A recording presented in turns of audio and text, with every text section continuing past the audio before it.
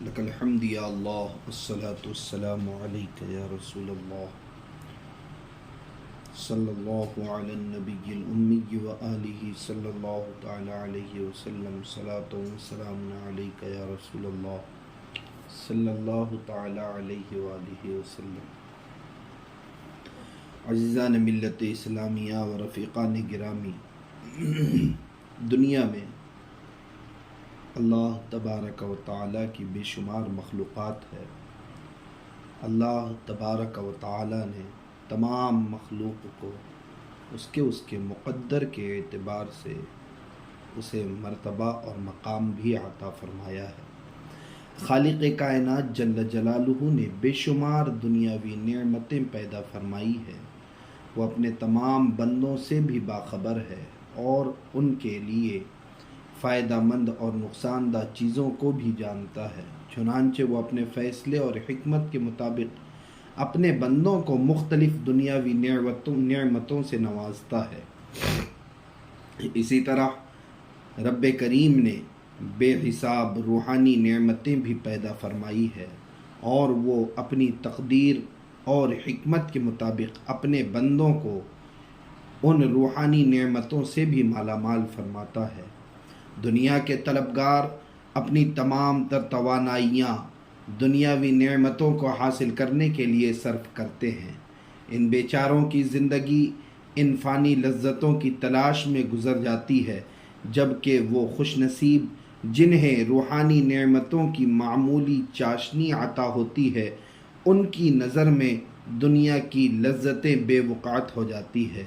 وہ دنیا میں رہتے ہوئے بھی دنیا کے طلبگار نہیں بنتے، بلکہ اپنی توجہ آخرت پر مرکوز رکھتے ہیں۔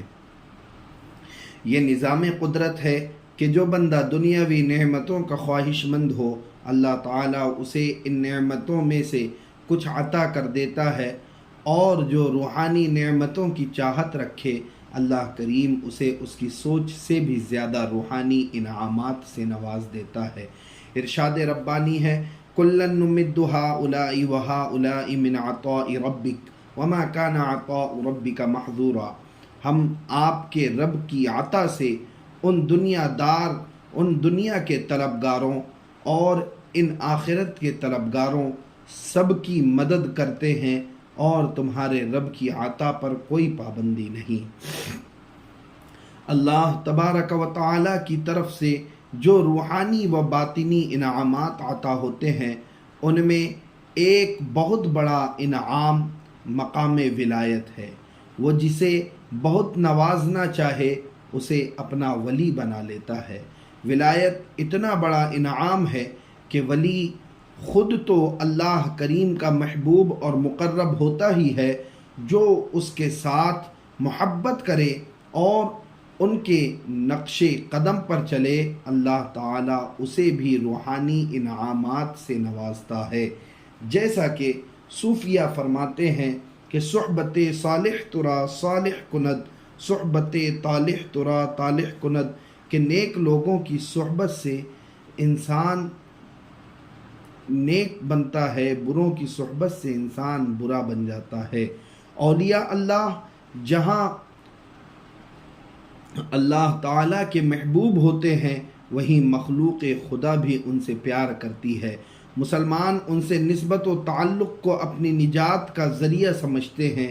ان کے اس اعزاز کا تذکرہ کرتے ہوئے رب تبارک و تعالیٰ نے ارشاد فرمایا کہ ان الذین آمنوا وعملوا الصالحات سیجعل لهم الرحمن ودا، بلا شبہ وہ جو ایمان لائے اور نیک کام کیے، عن قریب رحمان ان کے لیے محبت پیدا کر دے گا، یعنی انہیں اپنا محبوب بھی بنا لے گا اور اپنے بندوں کے دلوں میں بھی ان کا پیار ڈال دے گا۔ عزیزان ملت اسلامیہ و رفیقان گرامی، دین سے دوری کا نتیجہ ہے کہ موجودہ دور میں ایک طرف اولیاء اللہ سے ہمارا تعلق کمزور ہوتا جا رہا ہے، ان کی صحبت میں بیٹھنا، ان سے تربیت حاصل کرنا، ان کے نقش قدم پر چلنا، ان کی خدمت کرنا، لوگ یہ سمجھنے لگے ہیں کہ یہ سب پرانے دور کی باتیں ہیں، اور یہ سب پرانے دور کی باتیں لگنا شروع ہو گئی ہے۔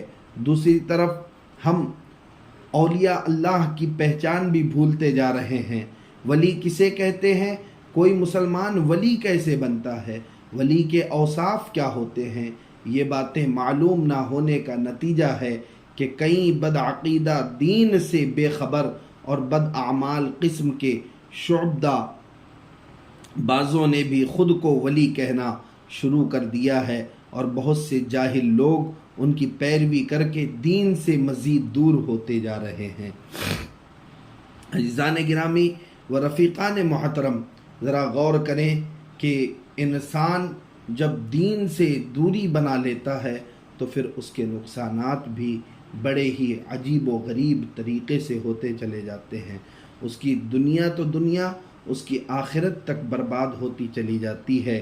میرے عزیزوں اور دوستوں، اس لیے یاد رہے کہ آپ دین سے محبت کریں، دین کے قانون سے آپ محبت کریں، نیک لوگوں کی صحبت اختیار کریں۔ ولی کسے کہتے ہیں؟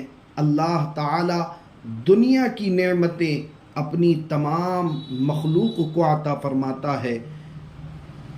اس نے مومن و کافر ہر ایک کی روزی اپنے ذمہ کرم پر لے رکھی ہے۔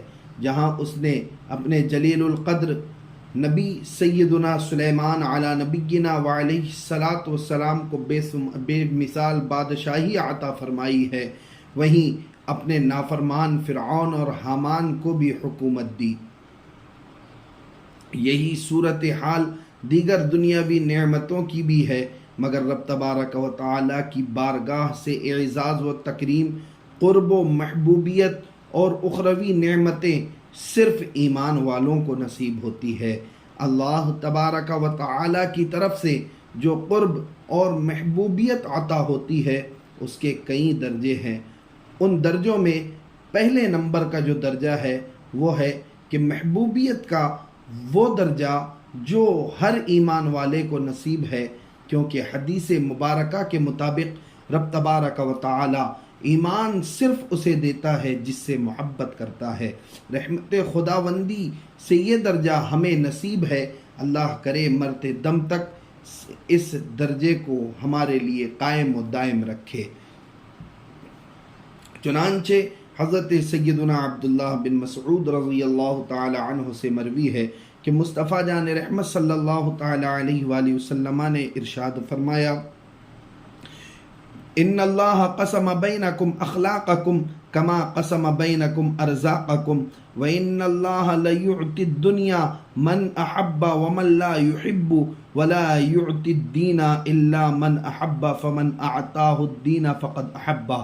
یعنی جس طرح اللہ تعالیٰ نے تمہارے درمیان تمہارے مالوں کو ایک متعین مقدار میں تقسیم فرمایا ہے اور تقدیر میں لکھا ہے، ایسے ہی اس نے تمہارے درمیان تمہارے اخلاق اور اعمال کو بھی تقسیم فرمایا ہے اور تقدیر میں لکھا ہے۔